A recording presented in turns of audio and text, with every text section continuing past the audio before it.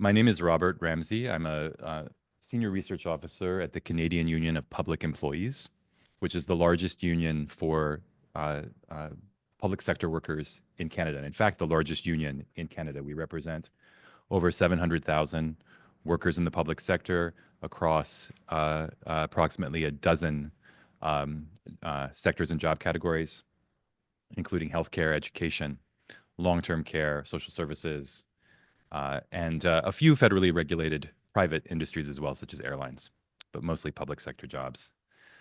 Um, my presentation today is going to deal with a number of, there's probably too much in it, so I may pick and choose and skip some slides. Some of the work that we've faced over the last couple of years, dealing with changes to the nature of work in the public sector, the degradation of public sector jobs, and the trends that we've been following and attempting to address in our work supporting our members in local unions. So there are a number of concepts in this presentation I don't think anyone here needs much of an explanation or primer on, but for the purposes of setting the context.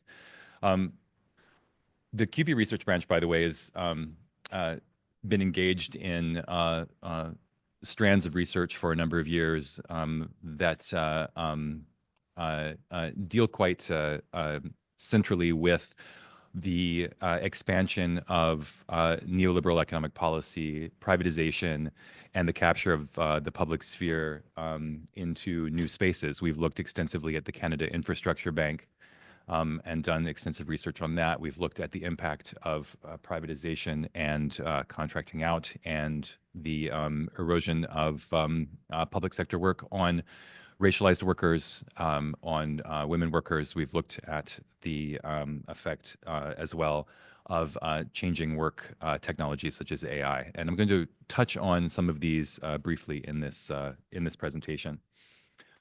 Generally speaking, though, neoliberalism, new public management, reactive and generative artificial intelligence, the privatization industry, and populist political rhetoric that undermines social cohesion have all had a destructive effect on quality public sector jobs from our view.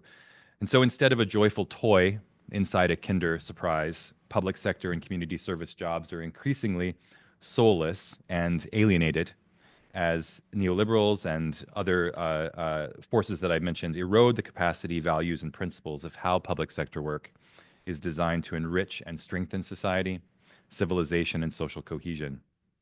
So I'm going to touch on a couple of spaces where we've seen this conflict play out, in a couple of workspaces where we've seen this play out. But let me just sort of outline what I'm going to talk about today. Neoliberalism, privatization, et cetera, it's about alienating people, society, and public goods and making them subservient to capital. But we're also seeing the rise of right-wing populist rhetoric, which is leading to sort of actual, tangible, physical, and emotional and psychological threats to workers in public-facing public sector jobs. So these, like libraries and community centers, and other municipal service workplaces. So we're seeing not only an alienation of the work, but actually these workplaces becoming sites of actual physical and threats of physical violence and harassment. So that is an intersection in this issue that can't be ignored.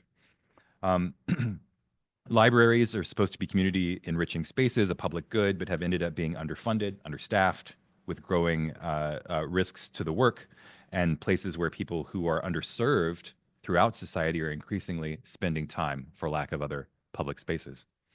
A second point, the gig economy and AI further alienate workers from each other in society and erode agency, increase alienation, and we're seeing this increasingly in our post-secondary education workplaces. And then finally, if I have time, may touch on municipal finance transparency, another area of our research, as we have a very large municipal sector and represent the workers who work for municipalities across the country. In terms of taxation levels, surplus allocations, we believe the public good needs to be central. We also have been advocating for municipalities to have a greater access to revenue generating tools for many years now, and more progressive forms of revenue generation than simply property tax revenue. So let's see. Here we go. As I said, I don't think anyone at this conference needs a primer on neoliberalism. The idea that human well-being is best advanced by strong property rights, free markets, and trade liberalization. We take a lot of our analysis from Brown, pictured here, David Harvey, particularly the idea that if markets do not exist in a certain sector, and relevant to CUPE, such as municipal water, for example, or public health care, for example, then the state, the market ought to create those markets. And that's a trend that we notice in our work quite a lot. The hollowing out of public and democratic institutions and spaces in favor of privatization, financialization, and market-based structures. Recently, populism has been juxtaposed with neoliberalism, but we think it's not quite right to position populism as being opposite to neoliberalism. Rather, the hollowing out of genuinely democratic and social institutions and the alienated culture that neoliberalism creates produces populism as a viable and appealing political movement. The idea of a shared public with shared interests and values that can govern society collectively is something that neoliberalism devalues. And this is mirrored in some of the arsonist policies of right-wing populism, which promotes hostility to public services, hostility to public institutions such as libraries, the education system, healthcare, public professionals, paranoia and distrust of people who are cast as others, and an atomistic understanding of community. So we see these changes not just at the level of politics, but also at the level of the labor process. Technologies like AI, the gig economy, platform apps, and other forms of technological management are the latest manifestations of changes in how workers are expected to deploy their labor that facilitates a more alienated, individuated labor force that is both more precarious and potentially easier to control. And as I said, we must pay attention to two major intersections here. One, that spaces of public sector work are becoming targets of violence and harassment. Sure. 1 second, technical.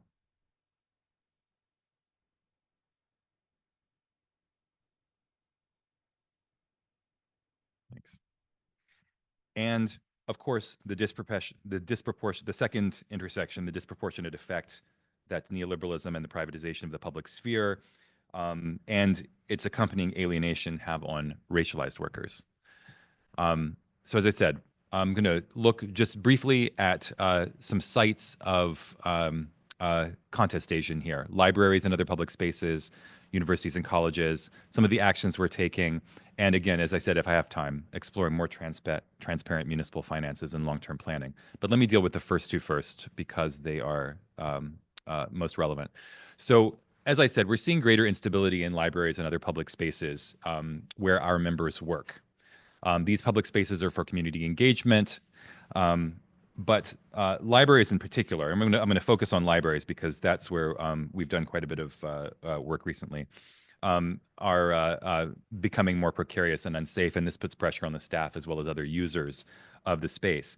Many people are economically, politically, socially marginalized in our country. That's no surprise. Many have no or inadequate housing. Many contend with addictions and mental health challenges. Many are increasingly criminalized and removed from public spaces. And this increased privatization of public space has reduced the number and kinds of space that vulnerable people can occupy. And so libraries and community centers, we've seen, like many public-facing spaces that used to have narrow purposes, have increasingly become used more and more by people with high social needs, with fewer spaces to go, and can result in occupying libraries and community centers for shelter, et cetera. And so we see an expanding role for the remaining public spaces in society. According to our membership and our data and research, libraries are becoming more precarious and unsafe. We've taken recently a number of health, wellness, and safety surveys of our membership, most recently in the province of Saskatchewan in 2023, and Richmond, BC in 2023, and the province of BC in 2017. There was some news coverage of our Saskatchewan research last year. Threats, Violence, and Abuse CUPE report shows unsafe conditions of Saskatchewan library workers. Some of this survey and membership reporting shows in libraries an increase in health and safety problems, more incidents of violence, increasing safety risks for staff and patrons, lack of capacity and expertise among library staff to contend with people in addiction and mental health crises, working short hours, short-staffed, or working alone. Instances of that have increased as well. And we found a weakened capacity for libraries to function well and meet these challenges. There's been, over the years, reduced funding, continues to be insufficient staffing, increased automation, which often leads to more reduced staffing.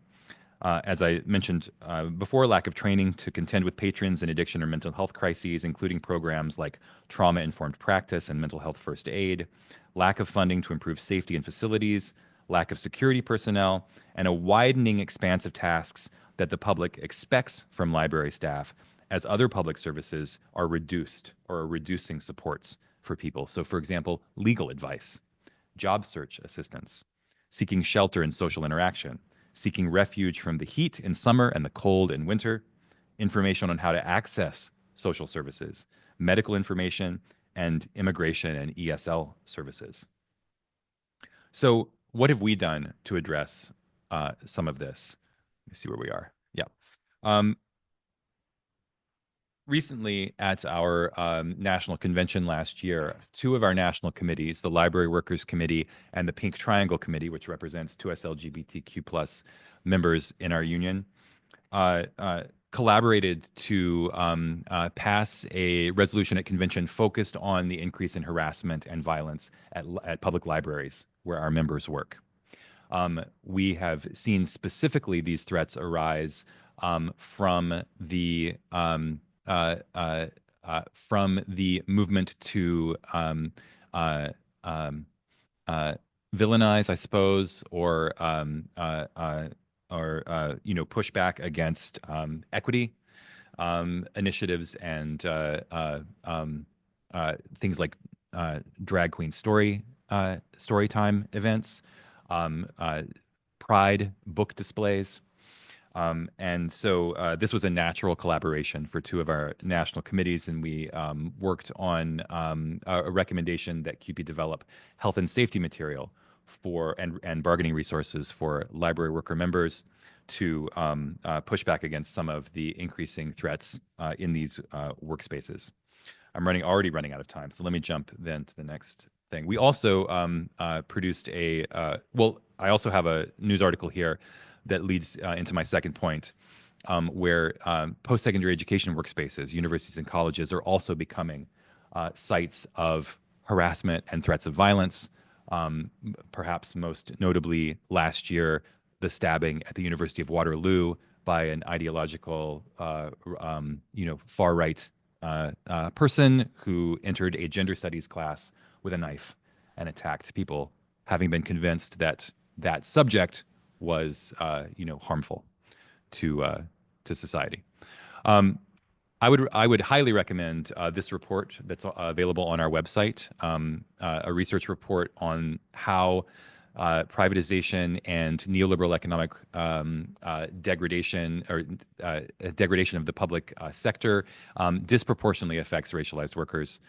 We have some very interesting data and case studies on that, and so this is another action that we've taken in response to some of this changing nature of our members' work. Let me skip to then artificial intelligence. I know there's been quite a lot of discussion at this conference on artificial intelligence, so I don't need to go into too much detail about this. Let me just skip to the examples since I don't have a lot of time. Although I will say, if you look at some of the quotes I've put on this page, um, it's it's difficult to think of a major industry that AI will not transform, including healthcare, education, transportation, retail, communications, agriculture, and we're definitely seeing this in in our uh, in our membership. Um, the risks that we see, obviously, there are some potential positives to AI. It's value neutral. It depends on how it's used and deployed. But some of the risks that we see are the creation of unreasonable targets, the lack of transparency, the lack of accountability. Blame the algorithm, which can lead to more inequity. Um, a few examples that we've seen. I'll just do two from some of our post-secondary education workplaces. At Athabasca University, the university recently announced through collective bargaining disclosure that they will be moving, you'll see on the screen, to the Mobius system, which creates randomized exams with auto marking capability.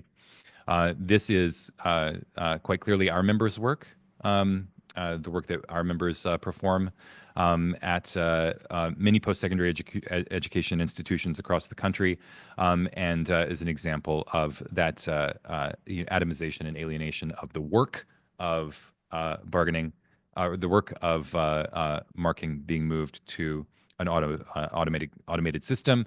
And at York University as well, they're running a pilot project where both academic and personal guidance covering a wide range of topics in real time is offered through AI chatbot. Again, eroding the work that many of our members do in post-secondary education institutions and separating them, alienating them from that work. And we see that have a real effect on the workplace and the quality of the jobs being the jobs in the public sector. So what are we doing about that? We've created an understanding artificial intelligence guide for our members that focuses on how unions can address some of this technological change. Obviously, unions have been dealing with technological change for a long time, but here we're focusing on how it affects our members' job rights, working conditions, and the public services they deliver. And the main conclusion we draw from this research is that, yes, of course, AI needs to be regulated, and we're paying attention to what's happening at the federal level, as well as many other organizations. But we also believe that working people will only reap the benefits of AI if workers and their unions have strong legal and contract protections. And this includes a meaningful voice in how the technology is used at work. So we believe unions should bargain everything relating to the terms, conditions, and security of employment likely to be affected by AI use. And I'll say just in conclusion that these are just a few of the threads from our work addressing how public sector work is changing and some of the responses that we're taking to those changes. It is really incumbent upon us, CUPE, and organized labor in general, I think, to understand the innovations of neoliberalism in order to combat them. Thank you.